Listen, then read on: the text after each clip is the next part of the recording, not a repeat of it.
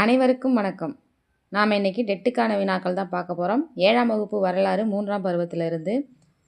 பாடத்தோட தலைப்பு தமிழகத்தில் சமணம், பௌத்தம், ஆசீவக தத்துவங்கள். இதிலிருந்து தான் வினாக்கள் பார்க்க போகிறோம். பிகநிதயா என்பது பௌத்த நூல்.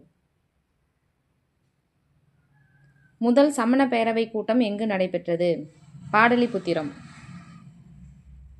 கிபி 5ஆம் நூற்றாண்டில் சமண பேரவை கூட்டம் எங்கு நடைபெற்றது? வல்லபி. ஆகம சூத்திரங்கள் எந்த மொழியில் எழுதப்பட்டது? அர்த்தமகதி பிராகிருதம். ஆகம சூத்திரங்கள் எத்தனை நூல்களை கொண்டது? 12 நூல்கள். கல்பசூத்ரா நூலை எழுதியவர்? பத்ரபாகு. சமண சமயத்தை நிறுவிய முதல் தீர்த்தங்கர்? ஆதிநாதர் என்கிற ரிஷபதேவர். சமண சமயத்தின் 23வது தீர்த்தங்கர்? பார்ஸ்வநாதர். சமண சமயத்தின் 24வது தீர்த்தங்கர்? மகாவீரர். சமண சமயத்தில் உள்ள தீர்த்தங்கர்களின் எண்ணிக்கை 24. சீவக சிந்தாமணியின் ஆசிரியர்? திருத்தக்க தேவர்.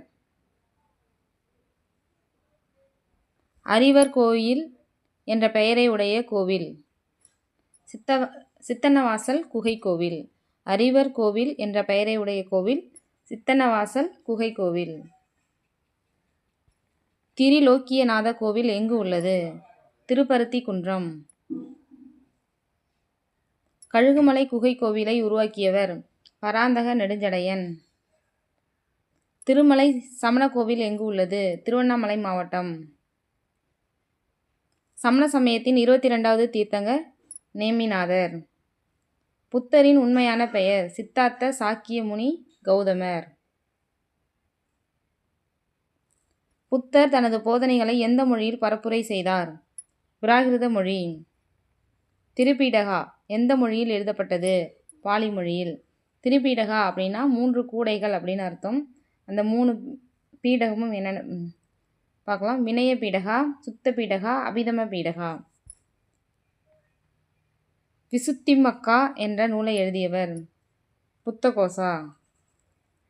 முதல் பௌத்த உரை ஆசிரியர்? புத்தகோசா. புத்த சரிதா என்ற நூலை எழுதியவர்? அஸ்வகோஷர்.